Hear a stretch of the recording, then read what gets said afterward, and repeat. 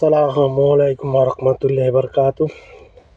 আবার একটা ভিডিওতে চলে আসলাম। বিবিকের তাড়নায় আর পারতেই আছি না। বিবিকের ঘরে যদি বিবিক যদি করি তাহলে কিছু না কিছু জবাব দেওয়াই লাগে। এই যে দেখলাম, এই যে ঢাকা 17 আসনের তারেকুল জামালকে নিয়ে যে টকশুগা বইছে দুইটা লোক, ওই যে জামাতের এক লজ্জা, লাশ, লজ্জা, শরম চোখে কিচ্ছু নাই। এই যে যে লোকটা কতগুলো পয়েন্ট তুলে দিল, একটা কথার জবাব দিতে পারে নাই। আর উনি ওনাকে বলে যে তারেকুল জামালকে বলে যে উনি ডাক্তার। আচ্ছা, উনি কিসের ডাক্তার? আমার উনি তো গরুরও ডাক্তার না। গরুর ইঞ্জেকশন যে একদম মূর্খ, আমরা গ্রামের বাড়িতে থাকি, রানের মধ্যে সিরিজ ঢুকিয়ে দিয়া এবার ইঞ্জেকশন দিতাম, সেটাও যোগ্যতা নেই উনি। শোনে, আমাদের দেশে আমি একটা উদাহরণ বলি।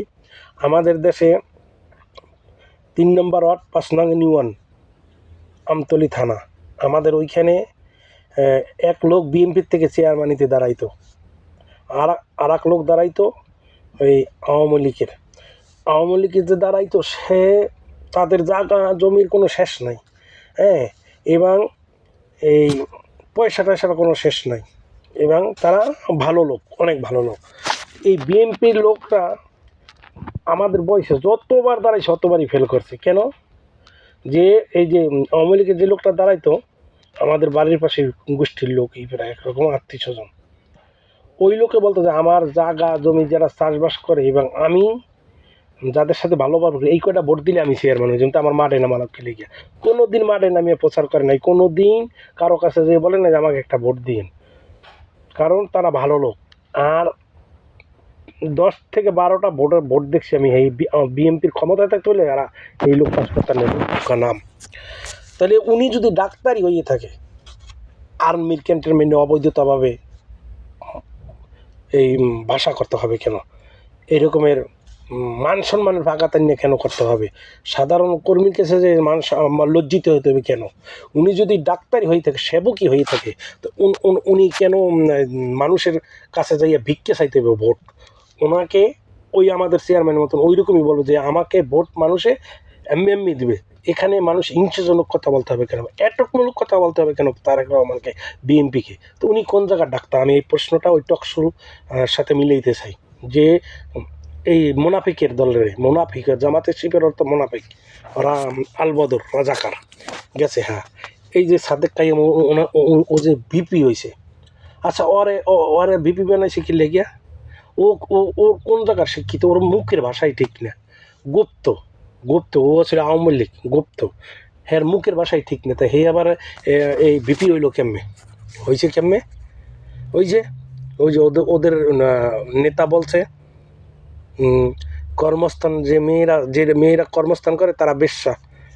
এই বেশ্যাগুলানের বোর্ডে হয়েছে। আর এই বেশ্যাগুলান ও এই যে হের কথা অনুসারে, আমি বলি নেই, হের কথা অনুসারে যে 43, আজকে এই টক মধ্যে বলো 43% নারীরা ওদের সাপোর্টার ভোটের জন্য কাজ করতেছে। এই 43% মেয়েরাই তো বেশ্যা, তাই না? হের কথা অনুসারে এই বেশ্যা, ওই যে আমি জামাতের আমিরের কথা অনুসারে তো এরা বেশ্যা না, তাই আমি বলি নেই। তো এই বেশ্যা 43% বেশ্যা ভোট দিয়ে আরে ভিপি বানাইছে। ও তো শিক্ষিত যোগ্যতা হয় নাই, এবং লিগের ভোটও হয় নাই, আর এই ভদ্রতার কারণও হয় নাই, কারণ ওর মুখের ভাষায় অভদ্র গেছে। হ্যাঁ, তাহলে এই যে নারীরা যে 43% বর্তমানে তাদের গ্রামের বাড়িতে আইটা এই যে ভোট চাইতে আছে, তারা কি বেশ্যা না? তার কথা অনুসারে তারাও তো একটা কর্ম করতেছে। এখন কর্ম ছাড়া তো আনলে তাদের কথা অনুসারে মেয়েরা সব ঘরেই থাকবো, চাকরি বাকরি কিছু করা লাগবে না, রান্না বাড়া কিছু লাগবে না। ওর মতন ওই যে হিজলিয়া যে হে খালি রান্দে ওই বউরে খাওয়াইবো, তাই না? কোনো কর্ম করতে পারবে না।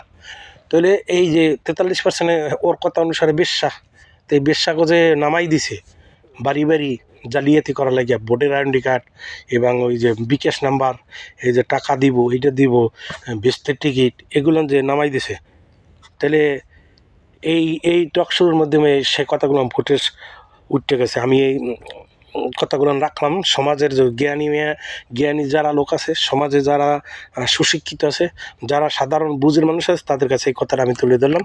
ওকে, আসসালামু আলাইকুম।